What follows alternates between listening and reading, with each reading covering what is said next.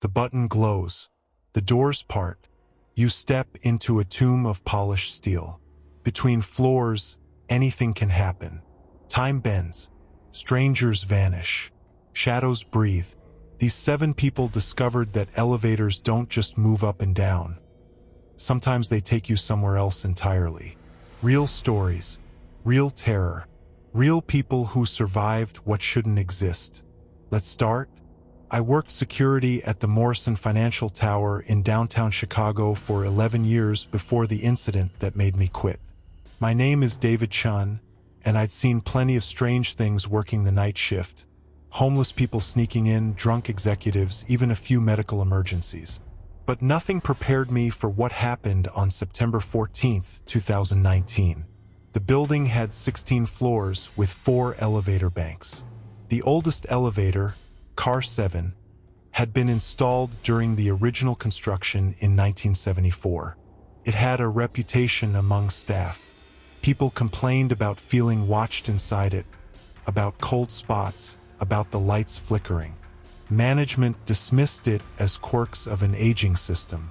I'd ridden it hundreds of times without incident, so I never gave the rumors much thought. That night, I started my shift at 11 p.m. The building was nearly empty except for a few lawyers on the 9th floor finishing a case. Around 1:30 a.m., my radio crackled with a call from the lobby desk. A woman named Margaret Flores had called down, saying she was stuck on the 14th floor and needed an escort to her car. She worked late often, always nervous about walking to the parking garage alone. I told her I'd be right up. I took Car 7 because it was closest. The elevator was exactly as I remembered. Wood paneling on 3 walls, a large mirror covering the back wall, brass fixtures showing their age. The fluorescent light hummed softly overhead. I pressed 14 and felt the familiar lurch as the car began its ascent. The numbers above the door lit up in sequence. 1, 2, 3. Everything normal. Then, as we passed the 5th floor, I noticed something in the mirror. A man was standing behind me. He wore a dark suit and stood perfectly still, hands at his sides, staring straight ahead. My heart jumped into my throat. I spun around. The elevator was empty. I was completely alone. I turned back to the mirror. The man was still there, standing in the exact same position. He didn't move, didn't blink. His face was pale, almost gray, with hollow eyes that seemed to look through me rather than at me. I could see every detail. His thin lips, the slight stubble on his jaw, the way his suit hung loosely on his frame as if he'd recently lost weight. The elevator continued climbing.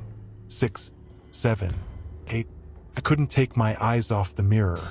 The man remained motionless, but now I noticed something else.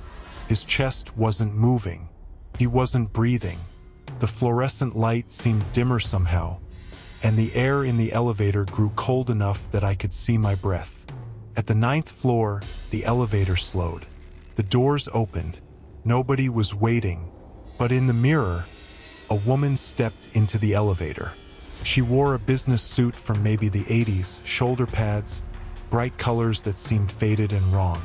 She stood beside the man, also staring straight ahead, also not breathing. The doors closed. The elevator continued up. My hands were shaking. I wanted to press the emergency stop button, but I was paralyzed, unable to look away from the mirror. These people looked so real, so solid, but when I glanced over my shoulder, the elevator remained empty except for me. The wood paneling was bare. No one was there. 10th floor. Another person appeared in the mirror, this time a young man in casual clothes, jeans, and a t-shirt. He materialized between the woman and the wall, facing forward like the others.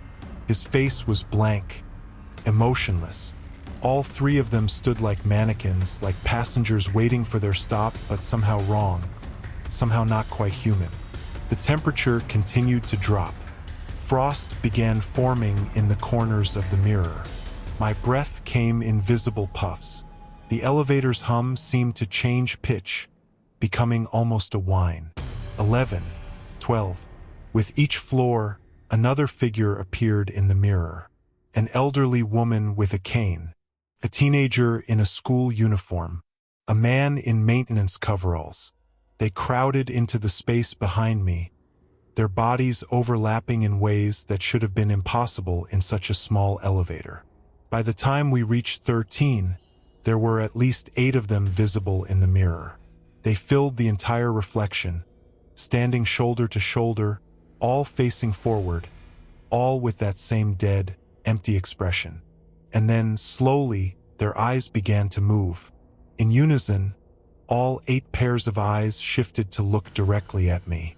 I felt a pressure in the air, like the atmosphere in the elevator had become thick and heavy. The figures in the mirror started to change. Their mouths opened slowly, revealing darkness inside. Not just empty darkness, but an absolute void that seemed to pull at my vision. Their skin became grayer, more corpse-like. The woman in the business suit had what looked like ligature marks around her neck. The young man's t-shirt showed a dark stain spreading across his chest. The elevator shuddered as it approached 14.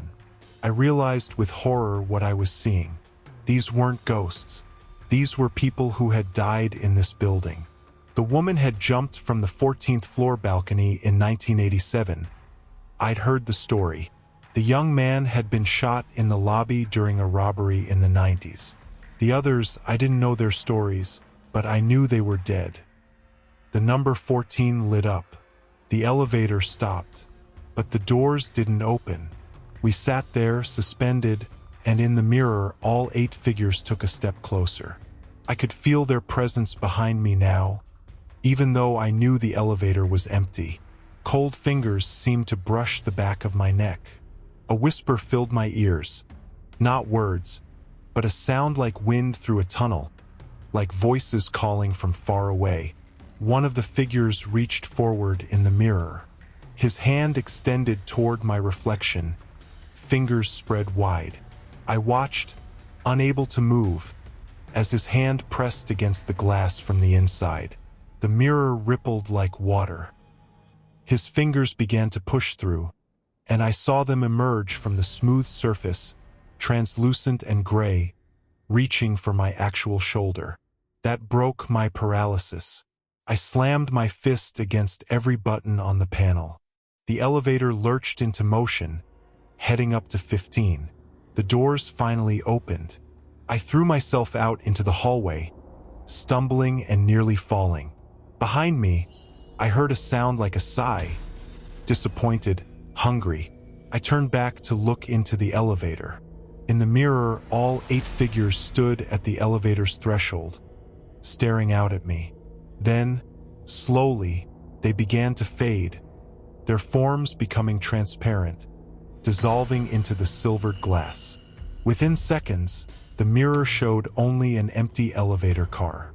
I took the stairs down, found Margaret on 14 using the stairwell entrance, and escorted her out without explanation. I didn't mention what happened. Couldn't. Who would believe me?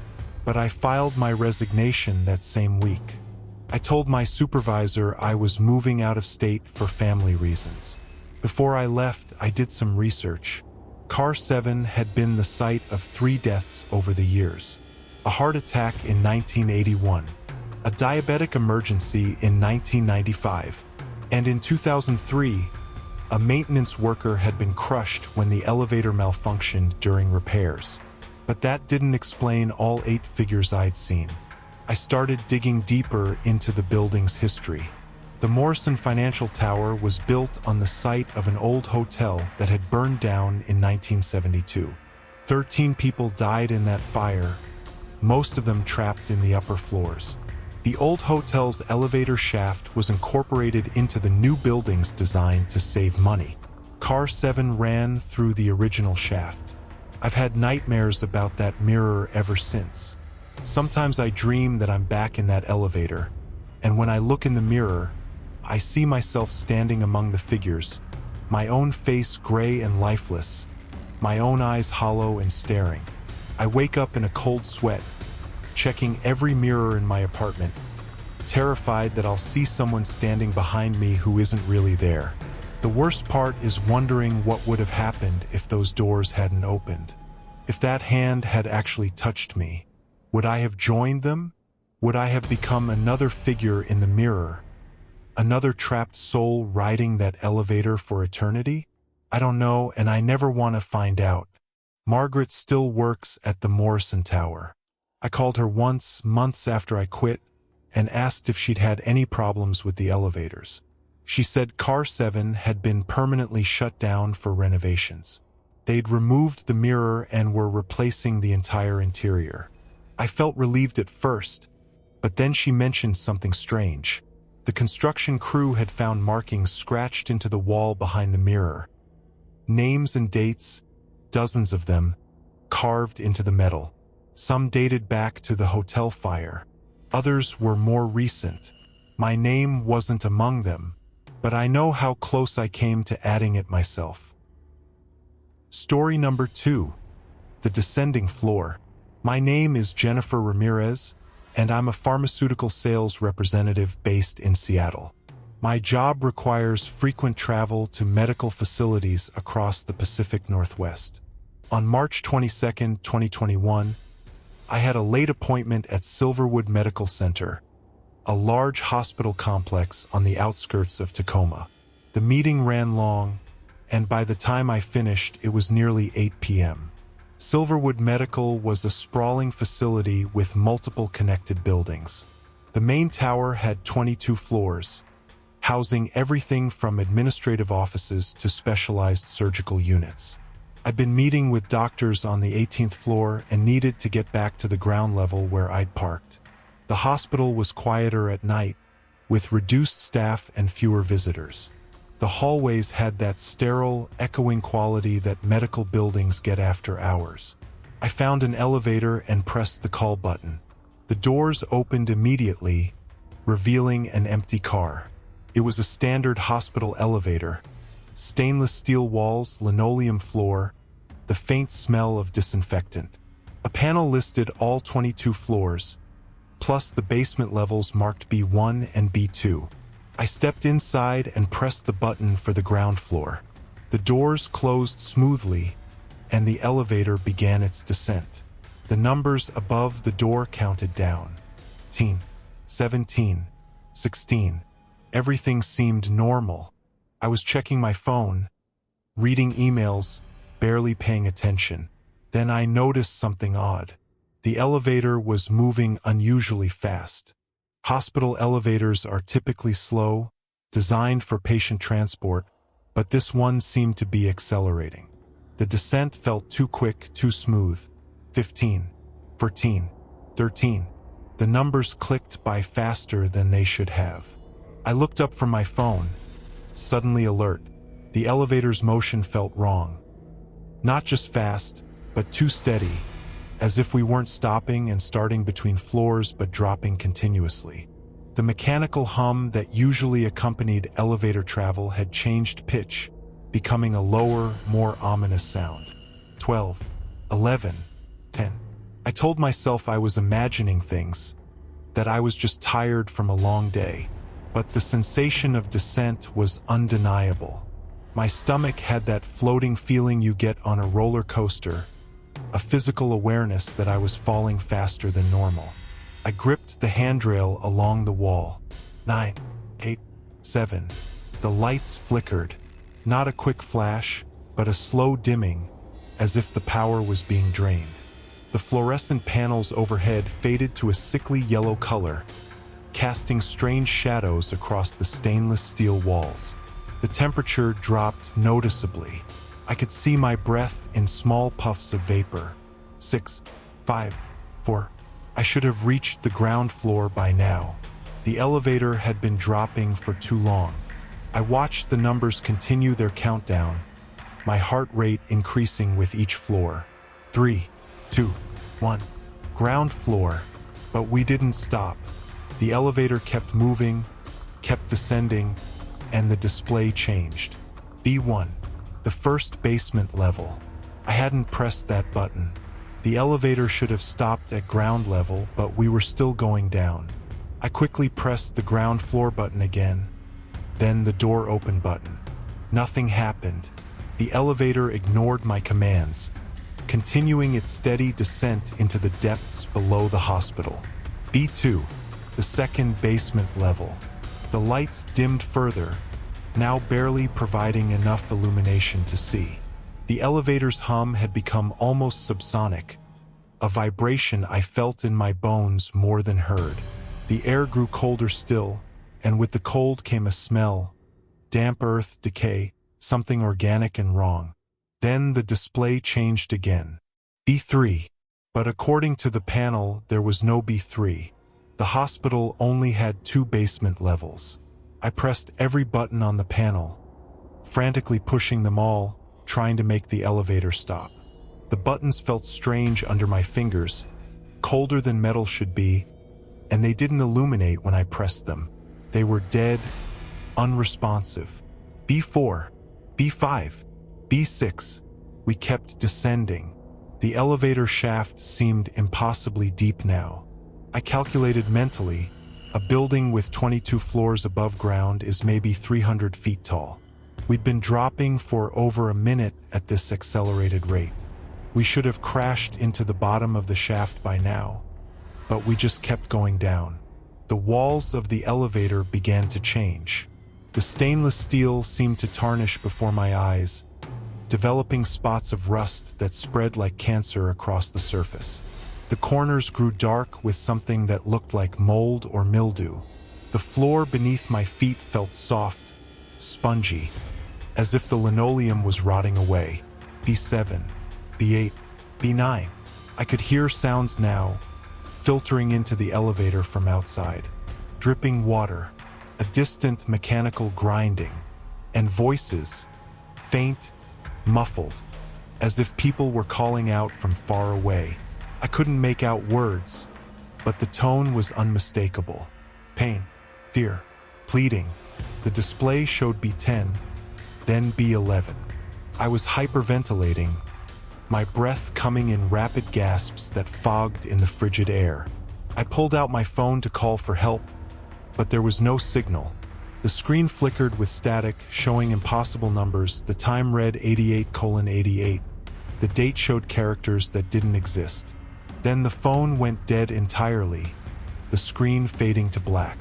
B12, B13, B14. The elevator's descent was smooth but relentless. I felt like I was being pulled into the earth itself, dragged down into something that shouldn't exist. The voices outside grew louder, more distinct.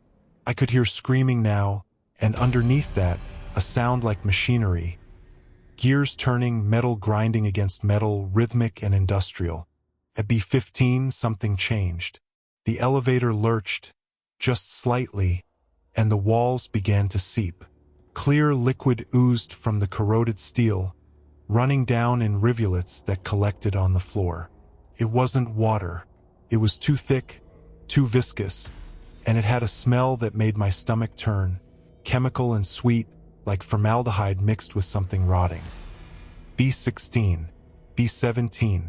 The display was barely readable now, the numbers dim and flickering.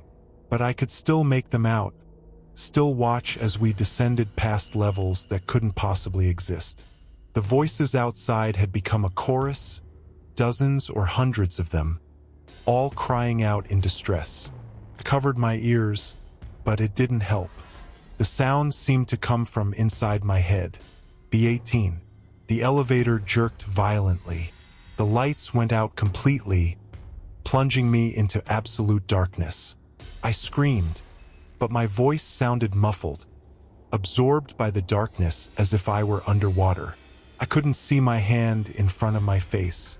I couldn't see anything, but I could feel the elevator still moving, still descending, and I knew we were going deeper still. Time became meaningless in that darkness. I don't know how long I fell. It might have been minutes or hours. All I knew was the sensation of descent, the cold that seeped into my bones, and the voices that filled my ears. At some point, I collapsed to the floor, curling into a fetal position, trembling uncontrollably. Then suddenly the elevator stopped. The halt was so abrupt that I was thrown against the wall. Silence fell, complete, oppressive silence. No voices, no mechanical sounds, nothing. I lay there in the darkness, too terrified to move, waiting for whatever came next. The doors opened, not with the smooth mechanical precision of a normal elevator, but slowly, reluctantly, grinding against their tracks. Dim red light filtered in from outside. I lifted my head and looked out into a corridor that extended beyond the elevator doors. The walls were concrete, stained and crumbling. The floor was cracked, with cables and pipes exposed. Emergency lights cast that red glow at intervals down the hallway. I could see doors along the corridor, each marked with numbers that made no sense. Negative numbers, decimal points, mathematical symbols I didn't recognize. And I could see figures. They stood in the hallway, motionless, shadowy forms that might have been human but didn't move like humans. They stood too still, too rigid, facing the elevator. A sound came from deeper in the corridor, that mechanical grinding I'd heard before, but louder now, closer. The figures in the hallway turned in unison toward the sound, then began moving away from the elevator, walking with jerky, unnatural movements down into the depths of whatever this place was. Every instinct screamed at me to stay in the elevator, but I knew somehow that if I didn't get out now, the doors would close and I'd descend further. I forced myself to stand, forced my legs to work, and stumbled out into the corridor.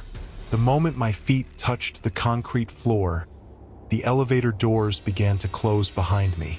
I spun around and threw myself back toward the elevator, managing to get my hand between the closing doors. They bounced open, and I fell back into the car. I pressed every button again, hammering on the panel with my fists. Please, I thought, please take me back up. The elevator responded. The doors closed, and I felt movement, but not down. We were ascending. The display flickered to life, showing negative numbers counting upward. -18, -17, -16. The lights came back on, still dim but providing visibility. The walls began to clean themselves, the rust and mold receding, the seepage drying up and disappearing. I watched the numbers climb, barely daring to breathe. B15, B10, B5. We were coming back. The elevator moved faster now, racing upward as if escaping from something. B2, B1, ground floor. The elevator stopped. The doors opened onto the normal hospital lobby, fluorescent lights bright, a janitor mopping the floor nearby, everything absolutely ordinary. I staggered out, nearly collapsing. The janitor looked at me with concern, asking if I was all right. I couldn't speak.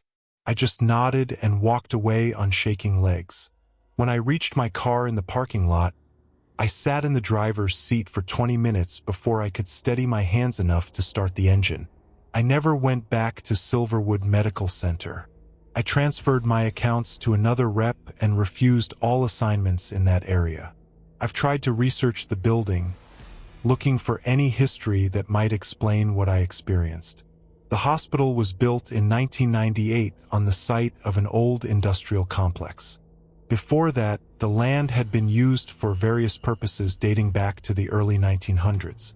But I found nothing that would explain those impossible basement levels, that corridor, those figures. Sometimes I wonder if I really escaped, or if I'm still in that elevator, still descending, and everything since has been a dream.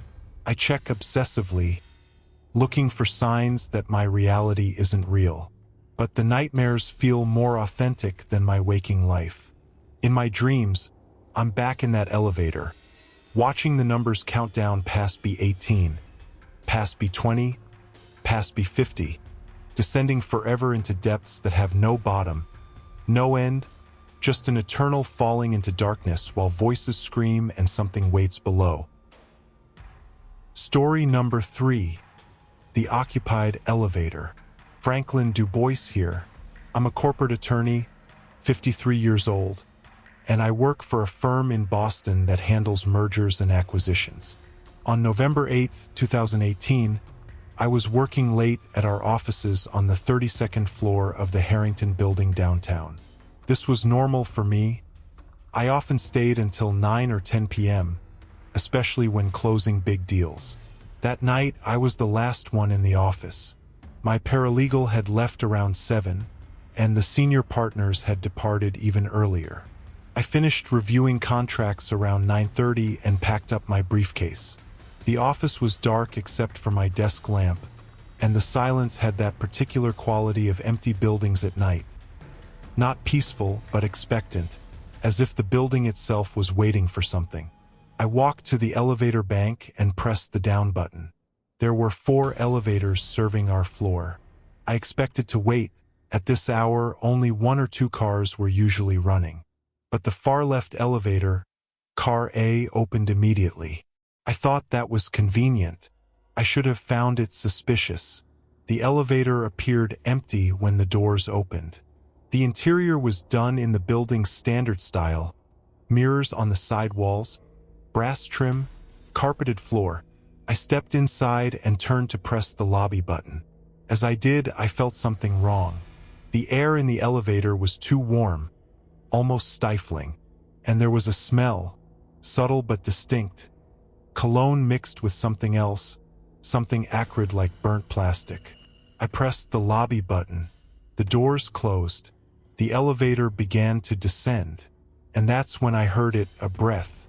Someone breathing slowly, steadily, directly behind me. I spun around. The elevator was empty. I could see all 4 walls clearly in the mirrors. No one was there, but I could still hear the breathing, coming from the spot directly behind where I'd been standing. The elevator continued down. 31, 30, 29. I backed against the control panel, watching the empty space in the center of the car. The breathing continued, unaffected by my movement. It was a male breath, I could tell from the depth and rhythm. Someone was in this elevator with me, someone I couldn't see. 28, 27. I considered pressing a button, getting off at the next floor, but fear kept me frozen. The breathing was getting louder, more pronounced, and I realized it wasn't just breathing. It was labored breathing, the sound of someone in distress. Each inhale came with a slight wheeze, each exhale with a tremor. The person, the thing, whatever was in here with me was suffering. 26, 25. The temperature in the elevator increased further. Sweat beaded on my forehead. The mirrors began to fog slightly, condensation forming on the glass. And in that fog, I saw something. Handprints. They appeared on the mirror directly in front of me, as if someone had pressed their hands against the glass from the inside. The prints were larger than mine, masculine, the fingers spread wide. I heard the breathing change. It became faster, more panicked. The invisible presence moved. I felt air displacement as if someone had stumbled past me. Another set of handprints appeared on a different mirror, lower this time, as if the person had fallen and was trying to stand. The prints dragged down the glass, leaving trails in the condensation. 24, 23. A new sound joined the breathing, a voice. It was speaking, but I couldn't make out the words at first. Just mumbling, incoherent syllables. The voice was rough, desperate, and it came from different locations in the elevator as the invisible presence moved around. The voice grew louder, more urgent, and I finally understood what it was saying. "Help me. Please help me. I can't breathe. God, I can't breathe." The words sent ice through my veins. This wasn't a ghost or a recording. This was someone experiencing something terrible, someone trapped in a moment of acute suffering, and that moment was playing out around me. The The voice continued, gasping out please, and I could hear the real terror in it.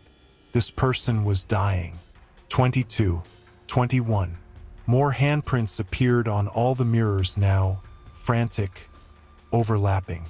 I could track the invisible person's movements by following the prints. They stumbled from one wall to another, pressing against the mirrors as if trying to find escape. The breathing became horrible, a wet rasping sound punctuated by coughs. I heard the person, the presence, fall to the floor. The impact was clearly audible, a heavy thud against the carpet. The elevator's descent seemed to slow. We were between floors, crawling along at a fraction of normal speed. 20, 19. The voice from the floor was weaker now, the pleas more garbled. I could make out snatches of words. Burning. Something's burning. Can't get out. Please, someone. Please. I understood then what I was experiencing. This wasn't just a haunting. This was a death loop, a replay of someone's final moments. Someone had died in this elevator, died in fear and pain, and whatever energy or consciousness remained was trapped, repeating those last agonizing minutes over and over again. The smell of burnt plastic intensified. Smoke began to fill the elevator. Actual smoke, gray and thick. I coughed, my eyes watering.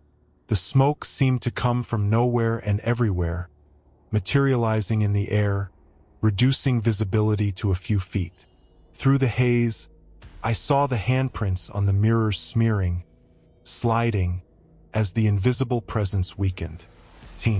17. The voice had stopped forming words.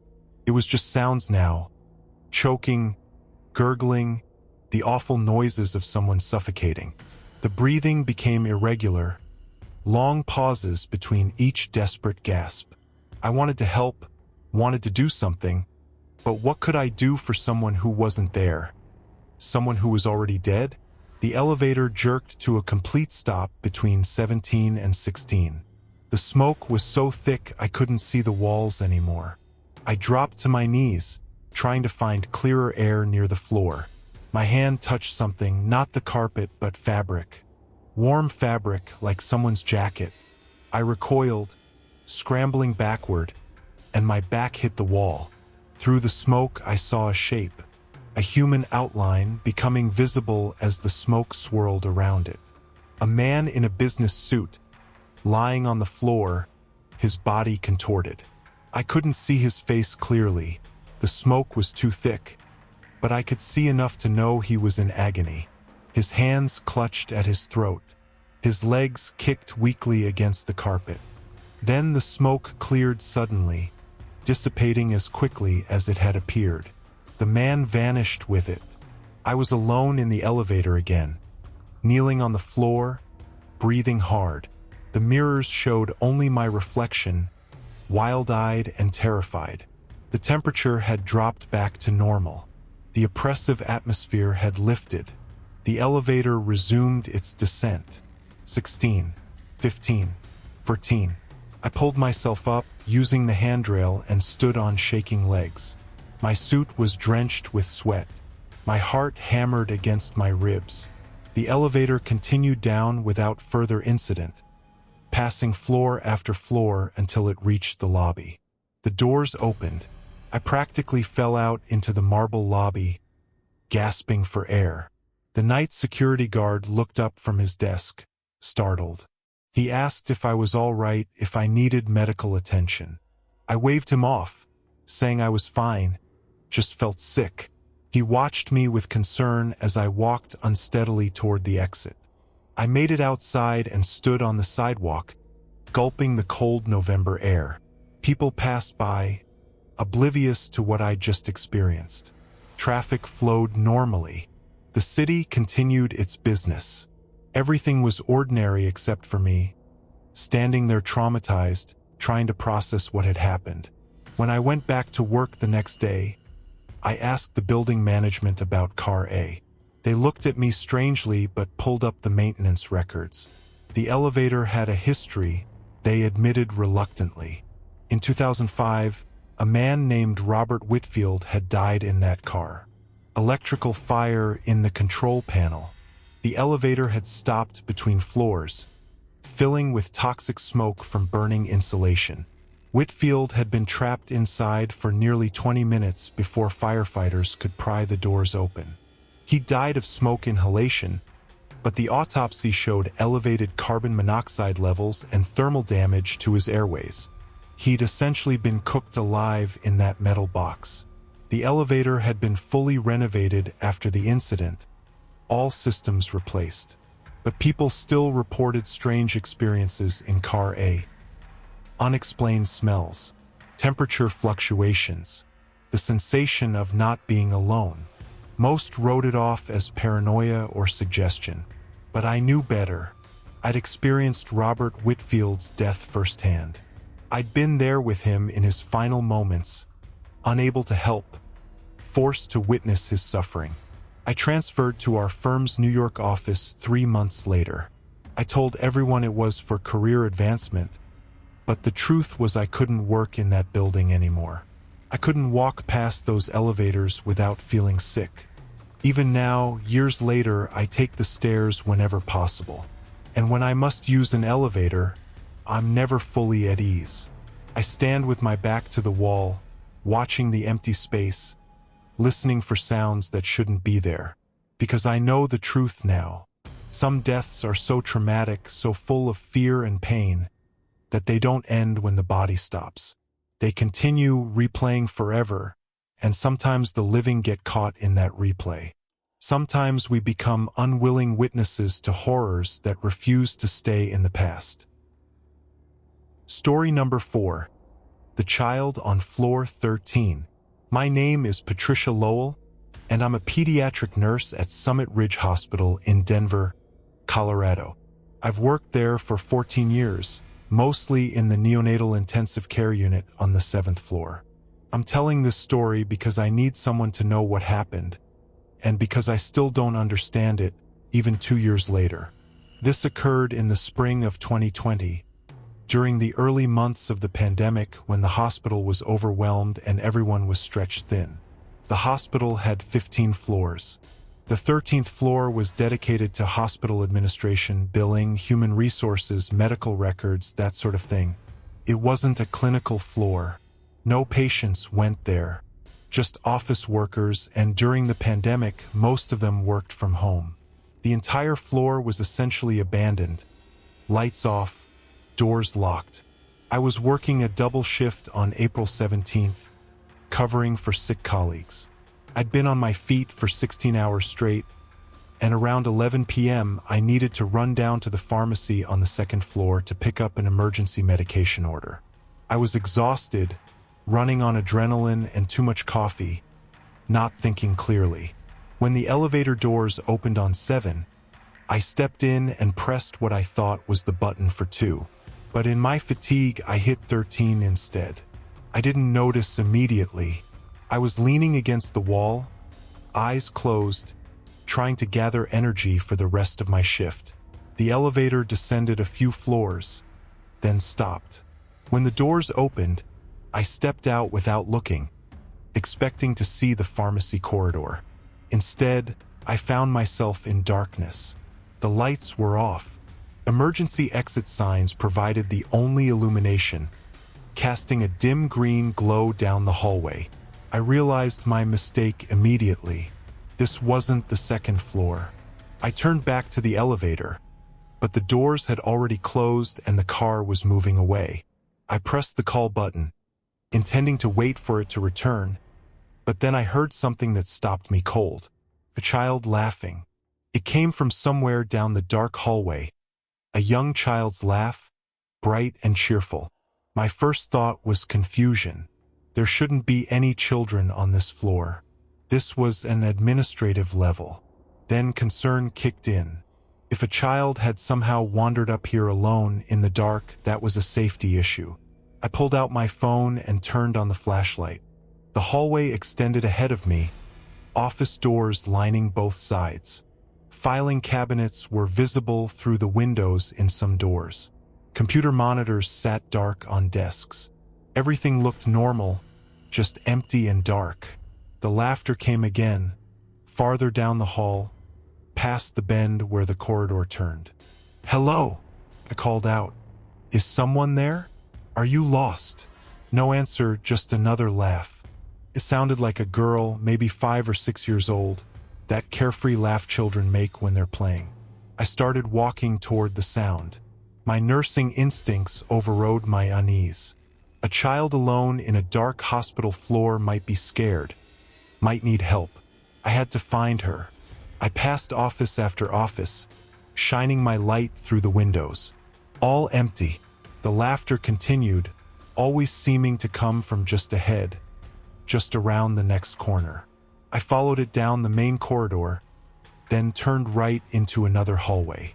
The emergency lighting was sparser here, leaving pools of darkness between the green exit signs. "Sweetheart, where are you?" I called again. "I'm a nurse. I can help you find your parents." The laughter stopped.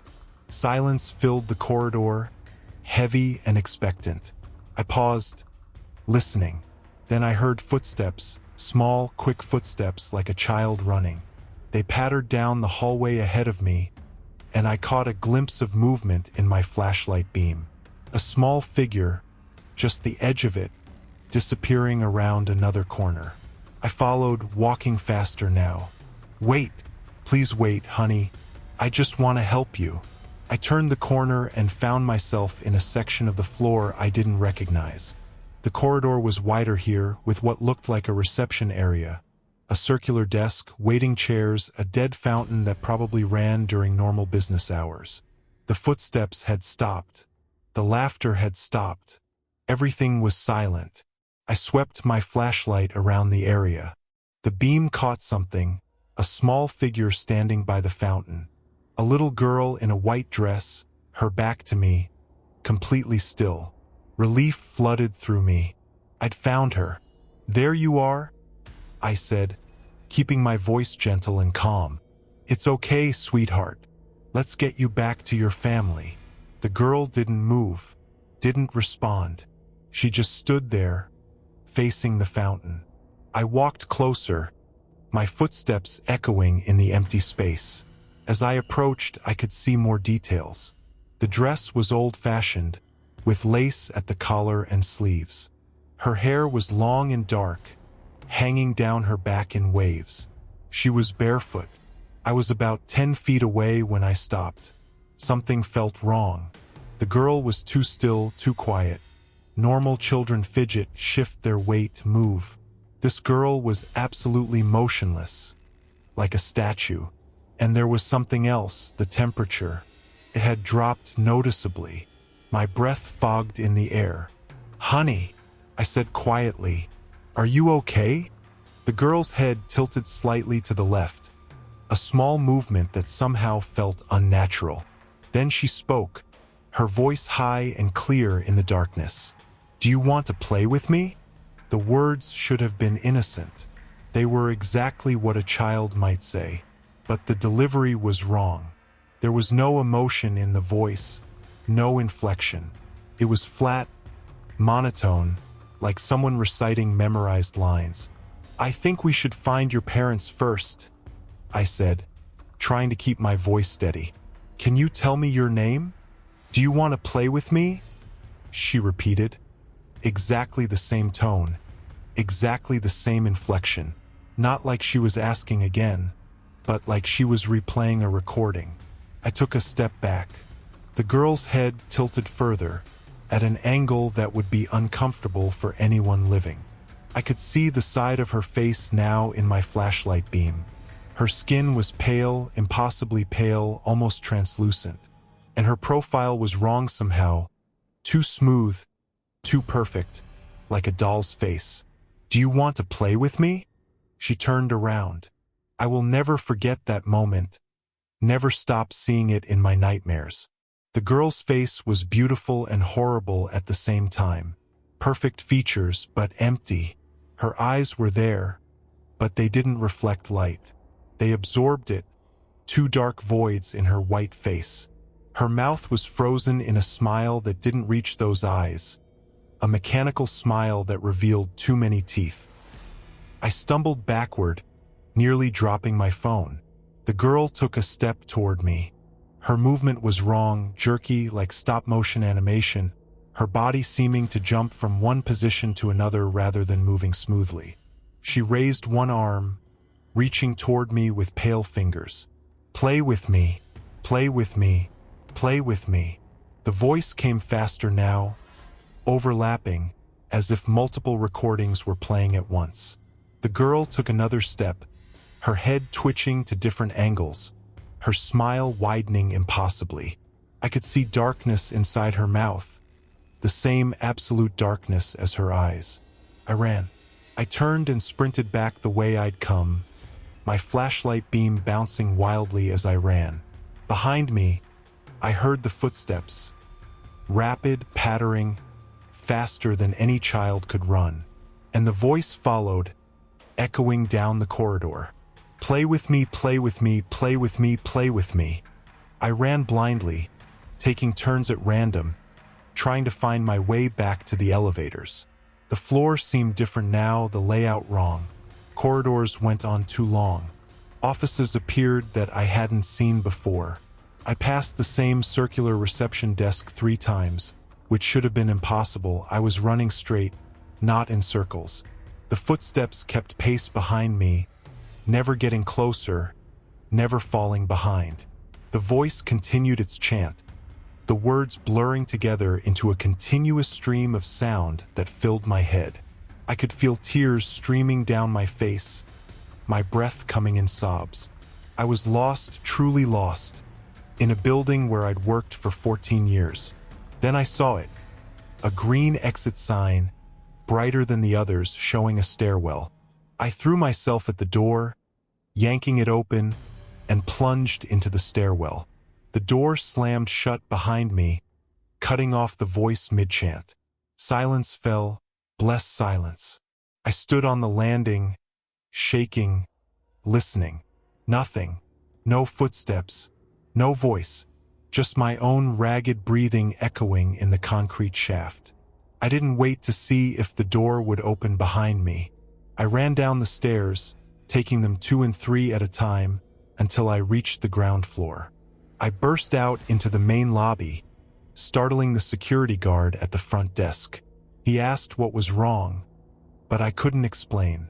I just shook my head and kept walking, out through the automatic doors, into the parking lot, into the night air that felt warm compared to the cold of the 13th floor.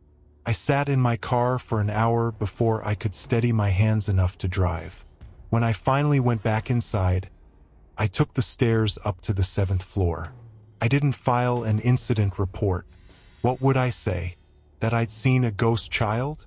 That I'd gotten lost on a floor where I should have been able to find my way blindfolded? No one would believe me. They'd think the stress had gotten to me, that I was cracking under the pandemic pressure. But I did some research. I talked to older staff members, people who'd been at Summit Ridge since the 80s. And I found the story. In 1983, before the hospital expanded to 15 floors, the building had only 8 levels. The current 13th floor was built over the old pediatric oncology ward.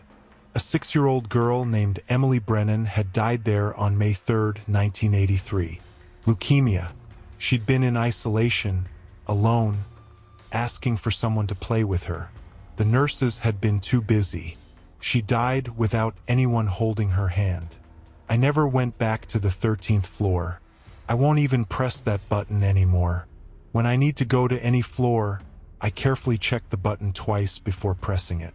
And sometimes, late at night when the hospital is quiet, I hear it through the walls. A child's laughter, bright and cheerful and infinitely sad, coming from somewhere above. The other nurses don't seem to notice. Or maybe they choose not to, but I hear it, and I remember that pale face, those void-like eyes, that mechanical smile. Emily Brennan is still there, still on the 13th floor, still waiting for someone to play with her. And I pray every day that I never accidentally go back to where she's waiting. Story number 5. the elevator to nowhere. Russell Crane, building inspector for the city of Philadelphia. I've been doing this job for 27 years, and I've seen everything. Corrupt contractors, dangerous violations, buildings that should have been condemned decades ago. But nothing in my career prepared me for what I found in the Old Meridian Hotel on August 12, 2017. The Meridian had been closed since 2009, sitting empty while various developers fought over the property rights.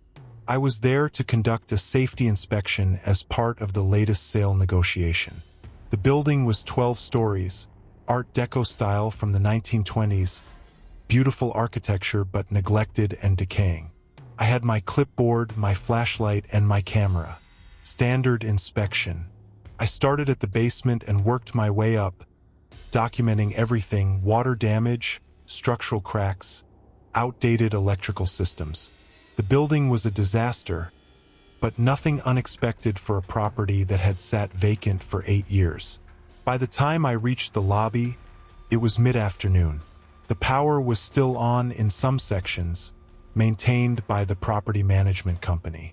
The lobby had 3 elevators. 2 of them had been permanently disabled, their doors sealed with plywood. But the 3rd elevator, the one on the right, still had power. According to my paperwork, this elevator was supposed to be functional, maintained by the management company for building access. I pressed the call button, expecting to use it to reach the upper floors and save myself from climbing 12 stories of stairs. The doors opened immediately. The interior was better maintained than I expected. Brass fixtures polished, wood paneling intact. Even the carpet looked clean. Too clean, really, for a building this neglected. I should have wondered about that, but I was tired and wanted to finish the inspection before sunset. I stepped inside and examined the control panel. It showed 12 floors, plus the basement level marked as B. All the buttons were brass, matching the fixtures, and they all lit up when I touched them. I pressed the button for the 12th floor, planning to work my way down. The doors closed smoothly, and the elevator began to ascend. The ride was quiet, smooth, almost too smooth for an elevator this old. I watched the floor indicator above the door. 1, 2, 3. The numbers lit up in sequence as we climbed. 4, 5, 6. Everything normal. 7, 8, 9. Still normal. 10, 11, 12. The elevator stopped, but the doors didn't open. I waited, thinking there might be a delay. Old elevators sometimes need a moment to align properly with the floor. I counted to 10. The doors remained closed. I pressed the door open button. Nothing happened. I tried pressing 12 again, thinking maybe the elevator hadn't registered our arrival. The button wouldn't illuminate. I pressed 11, thinking I'd go down 1 floor and use the stairs. Nothing. I pressed every button on the panel. None of them responded. The elevator just sat there, motionless, the indicator showing 12. I pulled out my cell phone to call the property management company. No signal. Not unusual in an old building. Thick walls, metal frames, poor reception. I wasn't worried yet. Annoyed but not worried. I'd been stuck in elevators before. Standard procedure was to use the emergency call button or wait for someone to notice. I pressed the emergency call button. It should have connected me to either building security or emergency services. I heard a click, then static, then nothing. The line was dead. I tried again. Same result. Now I was getting concerned. I was alone in an abandoned building, stuck in an elevator, with no way to call for help. I decided to wait it out. Someone would eventually notice. The management company knew I was here. If I didn't report back by evening, they'd send someone to check. I leaned against the wall and settled in for what I thought would be an uncomfortable but manageable situation. That's when the elevator started moving again. Not down as I expected, but we were already on the 12th floor, the top floor. There was nowhere to go up. I felt the distinct sensation of ascent, that lightness in my stomach, and I watched in confusion as the floor indicator changed. 13. The number lit up above the door. But the Meridian Hotel only had 12 floors. I knew this building's layout. I'd reviewed the architectural plans before coming here. There was no 13th floor, yet we were clearly moving up, and the indicator clearly showed 13. The elevator continued climbing. 14, 15, 16. I pressed myself against the back wall, my heart racing. This was impossible. The elevator shaft only went to 12. We should have crashed through the roof by now, but we just kept going up, and the numbers kept increasing. 17, 18, 19. The ride felt wrong now. Too fast, too smooth, and the mechanical sounds had changed. The normal hum of an elevator motor had been replaced by something else. A sound like wind rushing past, like we were ascending through open air rather than a confined shaft. The temperature in the elevator dropped. Frost began forming in the corners of the brass trim. 20, 21, 22. I was breathing hard, starting to panic. I pounded on the doors, yelling for help, though I knew no one could hear me. The elevator ignored my panic, continuing its impossible ascent. 23, 24, 25. At 30, the elevator's speed increased. The floor indicator became a blur, numbers changing too fast to read. I could feel the acceleration, the G-forces pushing me slightly toward the floor. We were going up at a speed no normal elevator could achieve, climbing toward something, toward somewhere that couldn't exist. Then, abruptly, we stopped.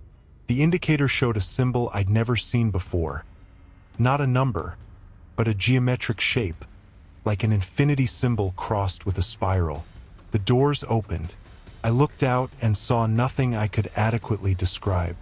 It wasn't a floor, wasn't a hallway, wasn't anything architecturally possible. The space beyond the elevator doors was vast, but also confined. Dark, but somehow luminous. It defied perspective. I could see what looked like walls that were simultaneously close and infinitely distant. The geometry was wrong, angles that didn't add up, surfaces that curved in directions that shouldn't exist. And there were others. Not people, not exactly, but entities that might have once been people. They stood in that impossible space, dozens of them, facing the elevator. They had human shapes, but their proportions were wrong, arms too long, heads tilted at unnatural angles, bodies that seemed to phase in and out of solidity. They didn't move, didn't speak, but I felt their attention focused on me with crushing intensity. A sound came from that space. Not a voice, but something that bypassed my ears and resonated directly in my skull. It wasn't words, but I understood it somehow. It was an invitation, a welcoming. They wanted me to step out, to join them in that space, to become like them, permanent residents of wherever this was. I screamed. I threw myself at the control panel and pressed every button simultaneously, hitting them with my fists, desperate for anything that would make the doors close. One of the entities at the threshold started to move toward the elevator, its too long arm reaching out. The doors began to close. Slowly, agonizingly slowly. The entity moved faster, its arm extending further than should be physically possible, fingers lengthening, reaching for me. I pressed myself into the corner, as far from the doors as I could get. The fingers were inches away, then the doors met, cutting off my view of that impossible space. The elevator dropped. Not a controlled descent, but a fall. My stomach lurched into my throat. I was weightless for a moment, then slammed to the floor as the elevator plummeted. The floor indicator spun backward through numbers too fast to see. I braced myself for impact, certain we were going to crash. We stopped hard, but not catastrophically. The indicator showed 12. Normal 12, the actual 12th floor. The doors opened onto the abandoned corridor I'd been trying to reach. Faded wallpaper, dusty carpet, afternoon sunlight streaming through dirty windows. Real, normal, possible. I crawled out of the elevator on my hands and knees. The moment I cleared the threshold, the doors closed behind me. I heard the elevator descend, the sound fading as it went down the shaft. I lay on the floor, shaking, trying to convince myself that what I'd experienced had been real. I completed my inspection in a daze, using the stairs for everything else. When I left the building that evening, I went straight to the property management office and filed my report. I recommended that the elevator be permanently disabled, citing safety concerns and mechanical irregularities. I didn't mention where it had taken me. I didn't mention the impossible floors or the entities I'd seen. I just stated that the elevator was dangerously malfunctioning and should be decommissioned immediately. They followed my recommendation.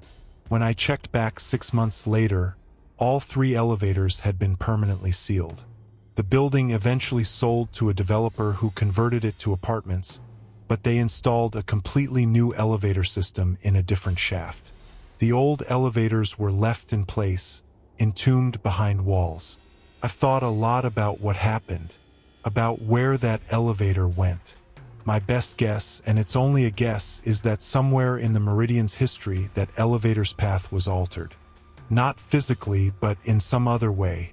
Maybe someone died in there, maybe some event created a weak point, maybe the building's geometry aligned with something else in just the wrong way.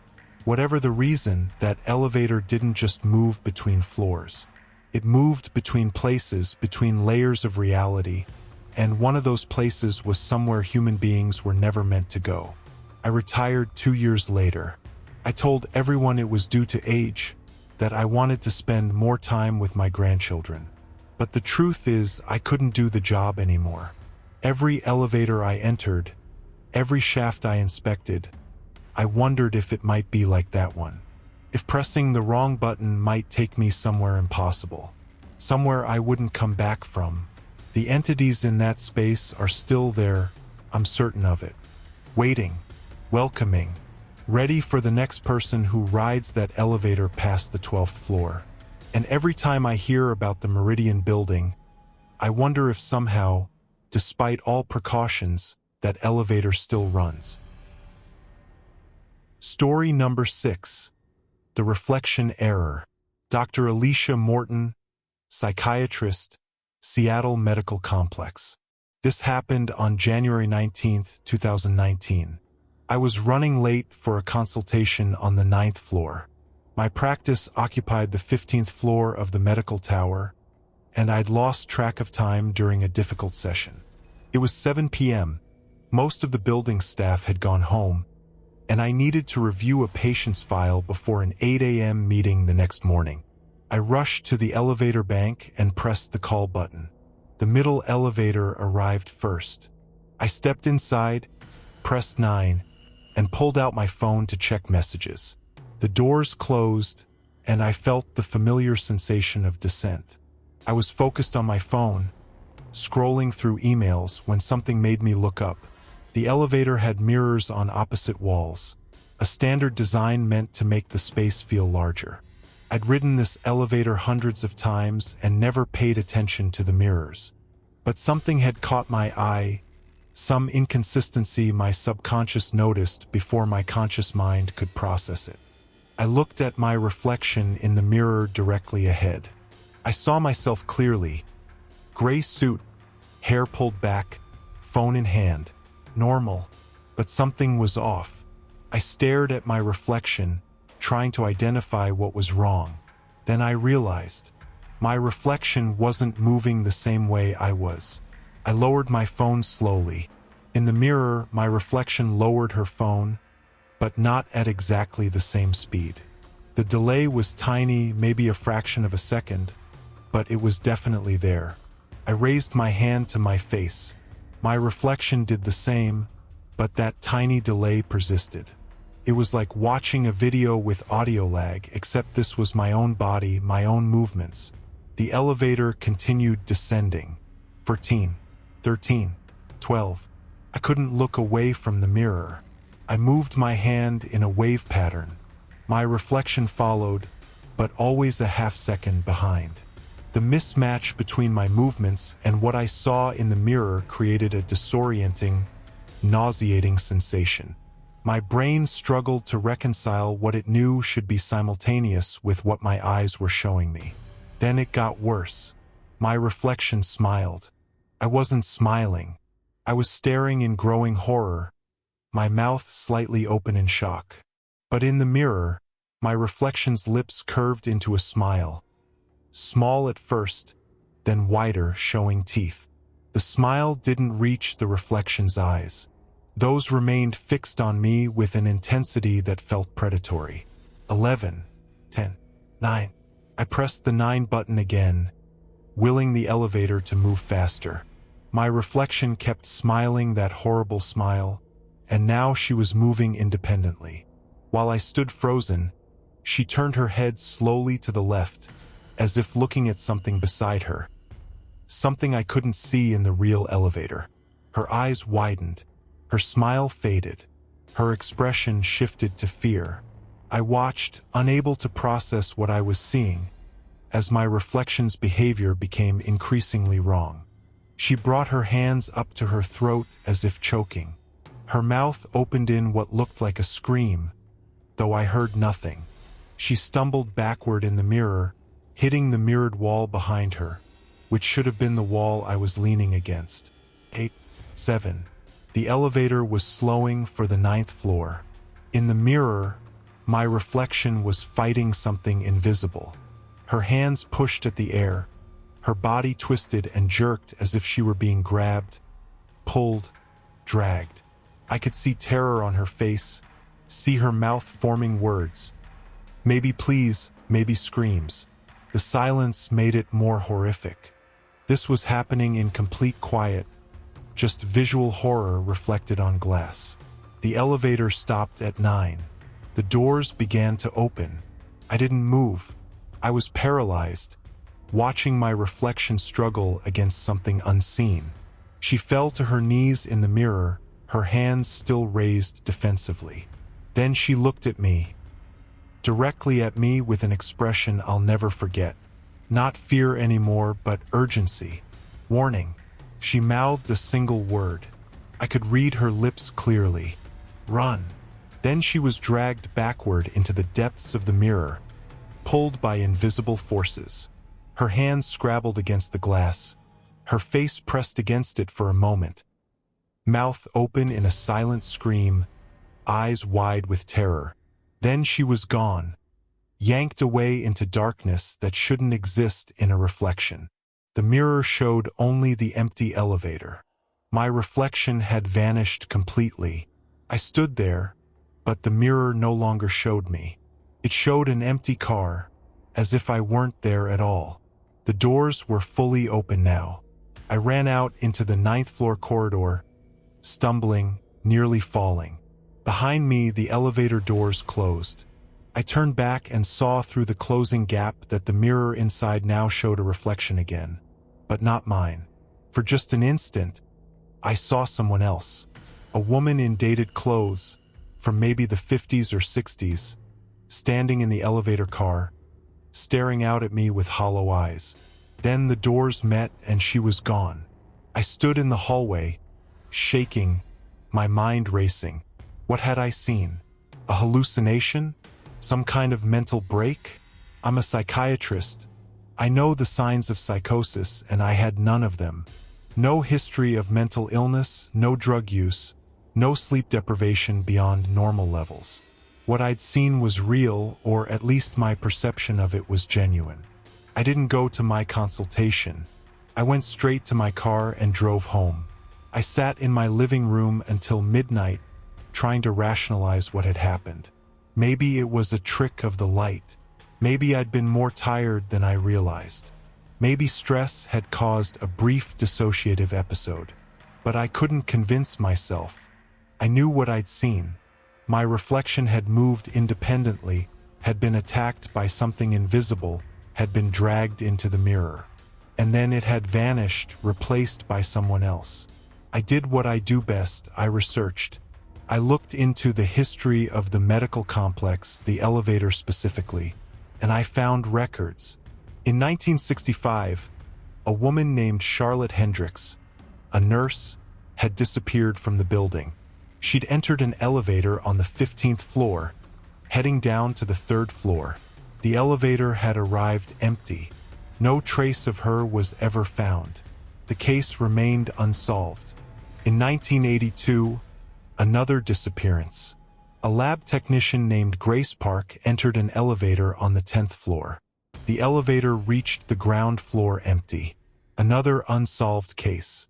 In 1997, a medical sales representative named Julie Wade. Same story. She entered an elevator, and the elevator arrived empty.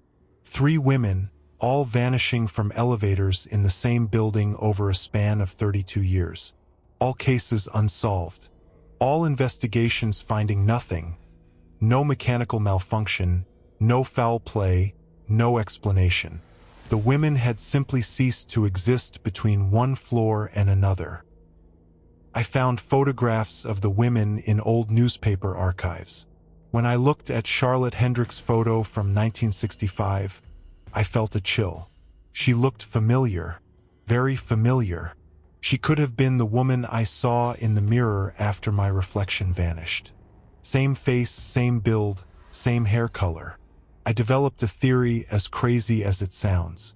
The elevator was doing something to these women. Not killing them, not exactly. Moving them, transferring them somewhere else. And what I'd seen in the mirror was my reflection being attacked by the same force, being pulled into wherever those women had gone. My reflection had warned me to run, and I'd gotten out before whatever hunted in that elevator could take me. But my reflection hadn't been so lucky. She'd been pulled through, taken to wherever the others had gone. Now here's the part that keeps me awake at night. A week after my experience, I was getting dressed for work. I looked in my bathroom mirror and saw something that froze my blood. My reflection looked back at me, but her expression was wrong. She looked hollow, empty, like there was nothing behind the eyes. I blinked. The expression normalized. My reflection matched me again. But I'd seen it, that moment of disconnection. And I understood. What came back from the elevator wasn't quite my reflection anymore. It was something that looked like my reflection, moved like it, but wasn't it.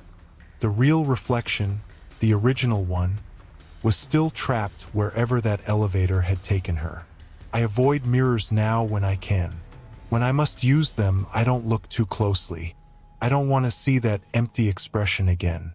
I don't want confirmation that what looks back at me isn't really me anymore. And I never, ever ride that elevator again. I take the stairs, all 15 floors, even when I'm running late. Because I know the truth now. The elevator is hungry. Takes women, one every decade or so, pulling them out of reality through their own reflections. And I was almost another victim. I escaped, but part of me didn't. Part of me is still there, in that mirror, in that elevator, trapped with Charlotte and Grace and Julie and all the others. And sometimes, late at night, I feel that part of me calling out, begging to be freed. But I don't know how to free her. I don't even know if I should try. Because if I went back to that elevator, if I tried to rescue my reflection, I'd be giving that hungry place exactly what it wants, another chance to take me. All of me this time, and I'm too afraid to risk that. So I live with this horror, this knowledge that part of me is lost forever, while something that's almost me has taken its place. Story number 7. The Ascending Hours. Lieutenant Marcus Webb, 38 years old, Dallas Police Department. This happened during what should have been a routine witness interview. On December 3, 2022, I was investigating a corporate fraud case involving Titanicus Industries, a tech company headquartered in the Sterling Tower, a 40-story skyscraper in downtown Dallas. I needed to interview a whistleblower named Gerald Trask who worked on the 37th floor. I arrived at the building around 4 p.m. The Sterling Tower was an impressive structure, modern architecture, all glass and steel. The lobby was crowded with people leaving work for the day, typical rush hour traffic. I showed my badge at the security desk, signed in, and headed for the elevator bank. The express elevators served floors 20 through 40. I entered car 4 along with several other passengers. Business people heading to upper floors, everyone focused on their phones or briefcases, typical commuter behavior. I pressed 37.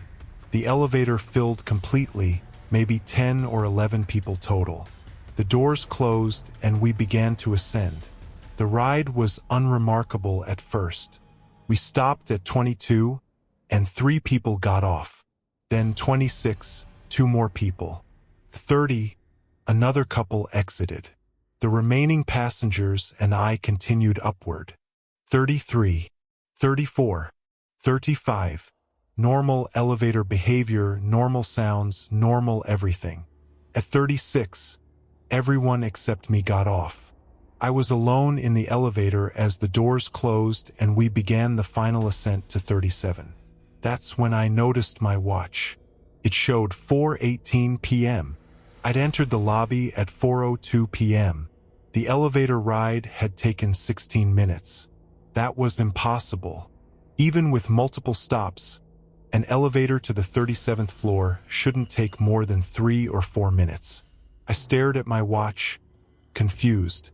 It was a mechanical watch, a gift from my father, always accurate. But 16 minutes? That made no sense. I must have lost track of time somehow, though I couldn't imagine how. The elevator reached 37. The doors opened. I stepped out into the corridor, still puzzling over the time discrepancy. The 37th floor was quiet, most offices empty at this hour. I found Titanic's Industries suite and went in. The receptionist's desk was unoccupied, but I could see light under one of the interior office doors. I knocked. Mr. Trask? Lieutenant Webb, Dallas PD. We had an appointment. The door opened. Gerald Trask was a thin man in his 50s, nervous-looking, with glasses and receding hair. He looked startled to see me. Lieutenant? I didn't think you were coming. It's almost 8 o'clock. I checked my watch again. It still showed 4:18 p.m., but Trask's wall clock showed 7:47 p.m. Nearly 4 hours had passed since I entered the building. Impossible. Absolutely impossible. I came straight up, I said, confused. I entered the building at 4:02. I just got off the elevator. Trask looked at me strangely. That was almost 4 hours ago. I've been waiting. I almost left. I pulled out my phone to check the time, and my stomach dropped. The phone showed 7:48 p.m. The date was still December 3rd, but hours had vanished. Nearly 4 hours lost between the lobby and the 37th floor. That's impossible, I said aloud. The elevator ride took 16 minutes. I checked. Trask's expression changed. He went pale. What elevator did you take? Car 4. The express. Why? He grabbed my arm and pulled me into his office, closing the door. Car 4 has a problem, he said quietly. People have been complaining about it for months.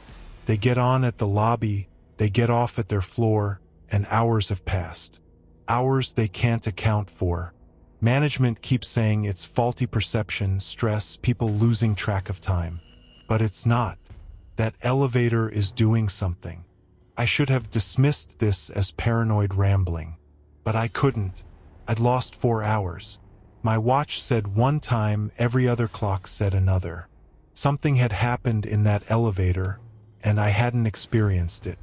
Or rather, I'd experienced it but had no memory of it. Has anyone filed an official complaint? I asked. Trask shook his head. People are afraid they'll sound crazy, but I've been keeping a list. At least 15 people have had the same experience over the past 6 months. They all used Car 4. They all lost time, anywhere from 1 hour to 6 hours. And they all say the same thing. Their watches show the time they got on the elevator, but everyone else's clocks show hours later. I conducted the interview, but my mind wasn't fully on the fraud case. I kept thinking about those lost hours. What had happened to me between 4:02 and 7:47? Where had I been? The elevator had seemed normal, but clearly something had occurred that I couldn't remember. After the interview, I had a choice. I could take Car 4 back down and risk losing more time, or I could use a different elevator.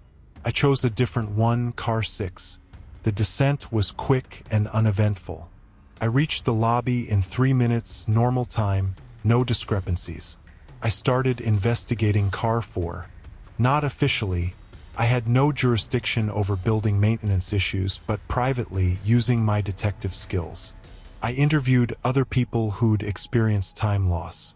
Their stories matched. They'd enter the elevator at one time, exit at another, with no memory of the interval. Their watches would show the entry time frozen, as if time had stopped for them but continued for everyone else.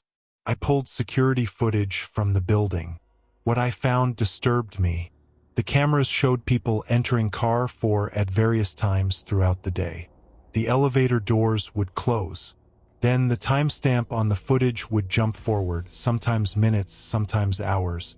When the doors opened again, the passengers would exit, apparently unaware that time had passed. But here's what really disturbed me. I found footage of myself entering Car 4 at 4:02 p.m. The doors closed. The timestamp jumped to 7:47 p.m. The doors opened, and I stepped out. But in that footage, during those hours the timestamp had skipped, other things happened. The elevator doors opened multiple times at various floors. People got on. People got off. All while I was supposedly riding alone from the lobby to 37. It was as if I'd been riding the elevator for hours, stopping at different floors, sharing the car with different passengers, but I had no memory of any of it. My consciousness had skipped from 4:02 to 7:47, but my body had continued experiencing those hours. I became obsessed. I reviewed footage going back months. The pattern was consistent. Car 4 would cause time skips, but during those skips, the elevator continued operating. It stopped at floors. Passengers entered and exited. The elevator itself functioned normally. Only the passengers who entered at the beginning of a skip experienced time loss. I found something else. Some of the passengers who got on during the skip during those lost hours looked wrong. I couldn't put my finger on it at first, but watching carefully, I noticed they moved strangely. Their gestures were slightly off, their expressions blank. They got on at one floor and off at another, but they never looked at their phones, never spoke to other passengers, never did anything normal people in elevators do. They just stood there, staring straight ahead, until they reached their floor and walked out. I pulled files on some of these strange passengers, using facial recognition against the building's security database. Most matched current employees or regular visitors, but some didn't. Some matched people who died. A man who appeared in the footage from October had died in 2019. A woman from September had died in 2015. They were getting on Car 4 during time skips, riding for a floor or two, then getting off. I realized what was happening. Car 4 wasn't just causing time loss. It was moving through time. When someone entered at 4:02 p.m. and exited at 7:47 p.m. with no memory, they were actually experiencing a 4-hour journey through time loops. The elevator was stopping at every floor, but not just in linear time. It was stopping at those floors at different times.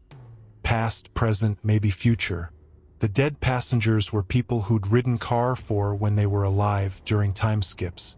They'd become trapped in those loops, their consciousness stuck in the elevator, repeating their journey over and over. They'd become permanent passengers, riding car 4 through time forever. And I'd been in there with them. For 4 hours, I'd shared that elevator with the dead, with temporal ghosts, riding through loops of past and future. My conscious mind had rejected the experience, had shut down, leaving me with no memory. But some part of me had witnessed it, had seen those blank-faced passengers, had felt the elevator moving through impossible time. I tried to report my findings. Nobody believed me. My captain thought I was having a breakdown.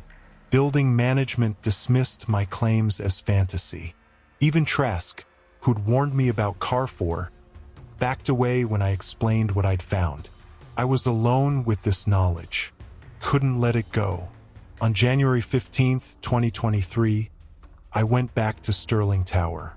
I entered Car 4 deliberately, intending to stay conscious, to remember what happened during the time skip.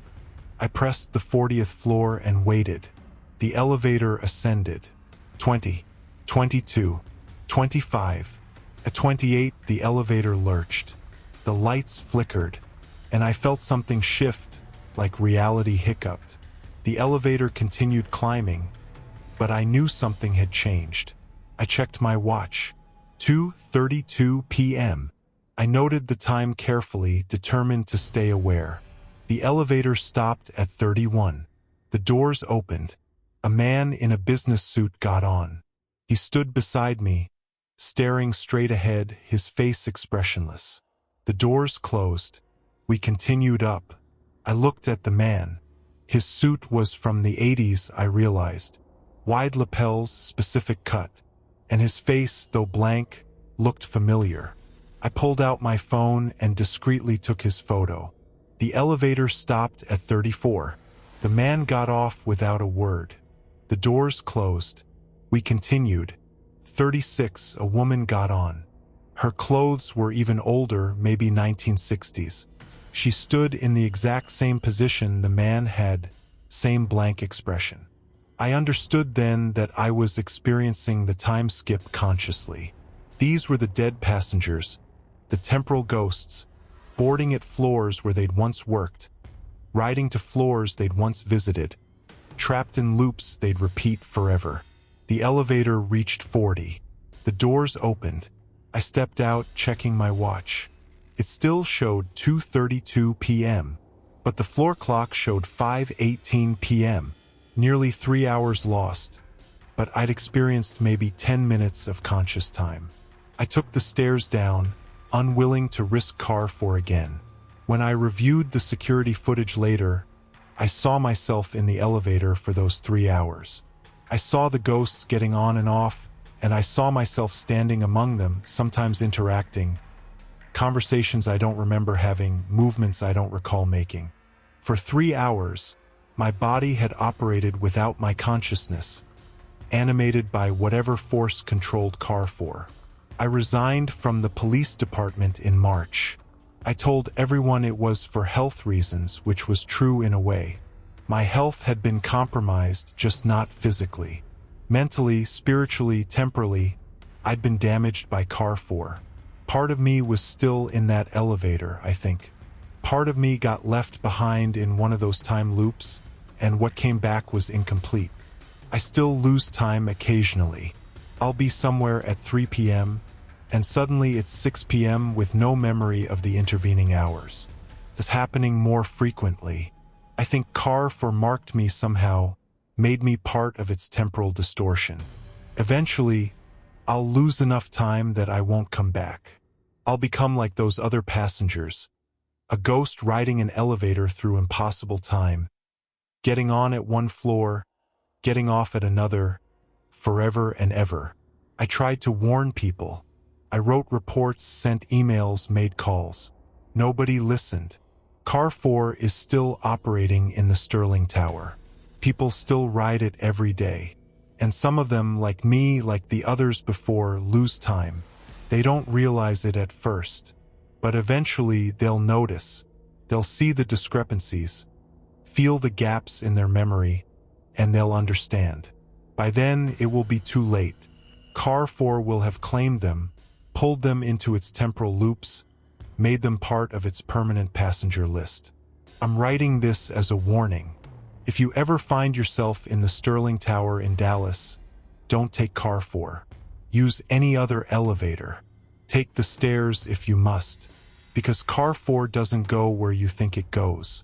It doesn't follow normal time, and once it has you, once you've experienced those lost hours, you'll never fully escape. Part of you will always be in that elevator, riding through time, becoming less real with each journey, until finally you're just another ghost among the passengers, trapped forever.